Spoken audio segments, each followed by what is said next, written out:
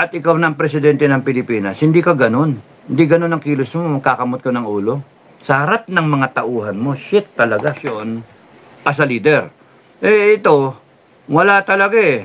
Kita, ano gagawin natin? Kitang-kita yung sa mukha, buntong hininga, parang, ano na ako magagawa? And we continue doing what we're doing, or what we're doing. Ay, sus, ganun. And then you make this excuse na, taon-taon naman tayong ginaganyan eh. So we are under the mercy of weather. Ulul! So, nakakatakot si BBM kasi pagka bagyo lang, negative na, nega na. Kaya kita nyo, it shows yung ano no, how resilient the person would be. Nag-training pa naman siya. So, ibig sabihin, yung training niya, hindi siya ganun nahirapan. Masyado. No? Nalagaan siya kasi anak siya ng presidente ng Pilipinas. Kasi kung napaghandaan niya ng buhay at ikaw ng presidente ng Pilipinas, hindi ka ganun. Hindi ganun ang kilos mo, makakamot ka ng ulo. Sa harap ng mga tauhan mo, shit talaga. Shit yun. Shit talaga yun. You do not show one leadership trait, no? Kinakabahan ka na.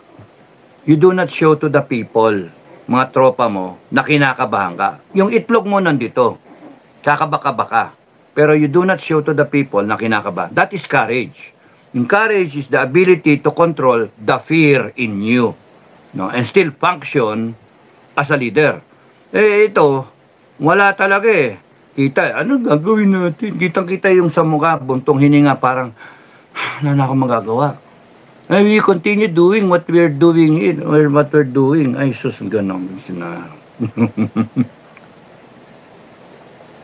Na-expose niya yung sarili niya. In-expose niya yung sarili niya na is incapable. So, happy ako kasi yung rating ko sa kanya, mababa eh. Happy ako yung rating ko, tama. The worst talaga na kawawa tayo. Yan ang presidenteng magsusubo, tama ka, sa atin, sa gera, sir, hindi alam ang gagawin. Buti nga, kaya nga, dapat masaya kayo kasi nandyan ang FGF kahit papano. Kasi yan kita mo yung ganyang presidente, susubo niya yung armed forces natin. AFP AFP, PNP. AFP, PNP. Huwag kayong magpapatayan. Do not divide. Isa lang kayo.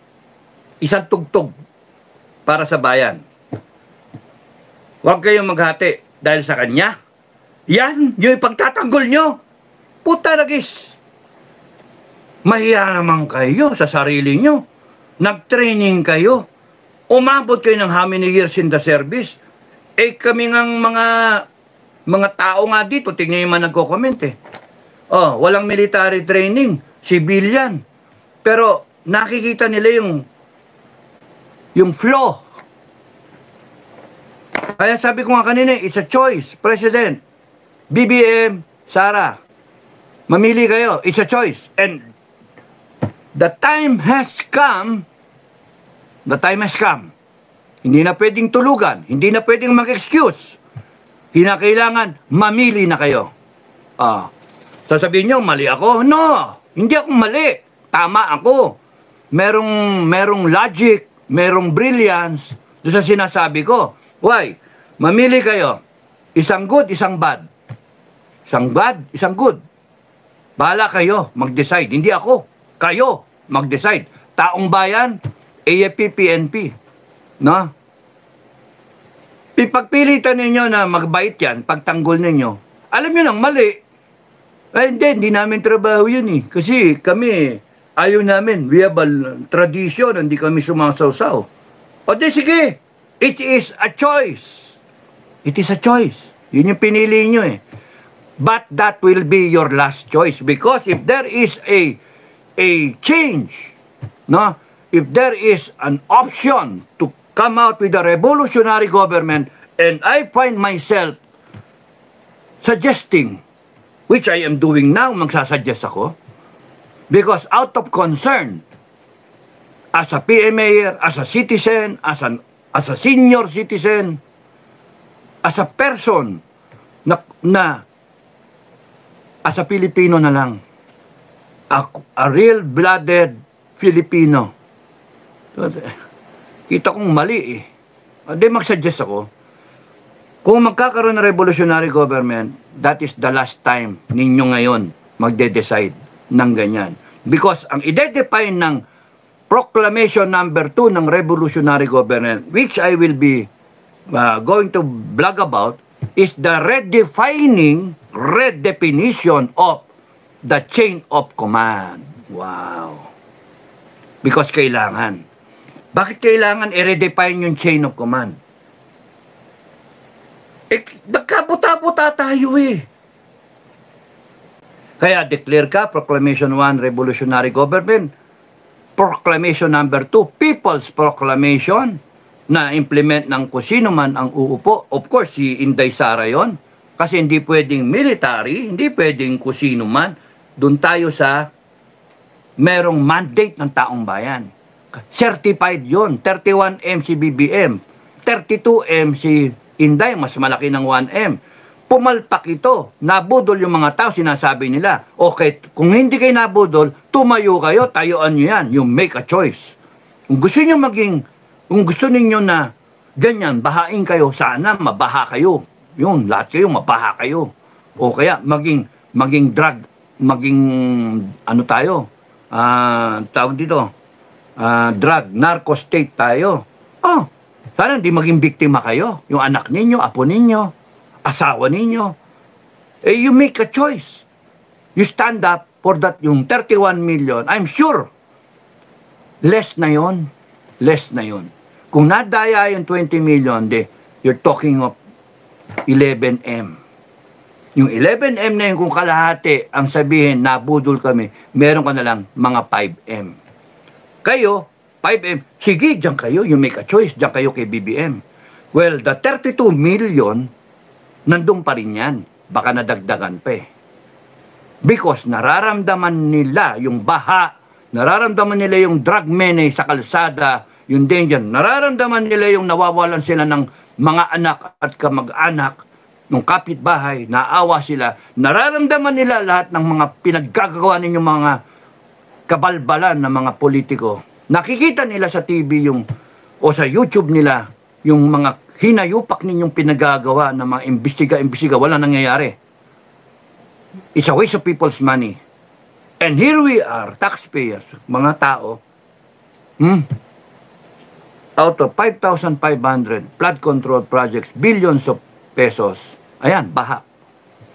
Baha Manila, baha lahat eh. Yung lahat ng dinaanan, baha. And then you make this excuse na, taon-taon naman tayong ginaganyan eh. So we are under the mercy of weather. Ulul! Mali! Mali yung hunghang. Ay, nakakaano. Because yung kababayan kasi natin eh. Yun yung flaw ng democracy, no? Pero, sa majority wins eh. Ano pa, iaangal nyo? Eh kung yung majority ayaw ng palit, kasi masarap yung ayuda. O, di sige. Yun yung gusto ng taong bayan eh. So, it is a choice. Kaya, kung karamihan ng Pilipino gusto ganyan, tumahimik na lang kayo, mga Duterte. Tumahimik na lang kayo, mga supporter. Pero kung kayo ay naniniwala na mali talaga, manghikayat kayo, kamag-anak, kaibigan, kaklase, kapitbahay, we better stand up as the sovereign Filipino people. Hindi kayo pwedeng takutin. Ting-ting kayo eh. Yung concept ng FGF, isang buong ting-ting, ganyanin mo, hindi mo mabali. Pero yung isa-isa ka lang, kaya kang baliin. Ngayon, tingnan nyo yung ginagawa nila kay Kibiloy.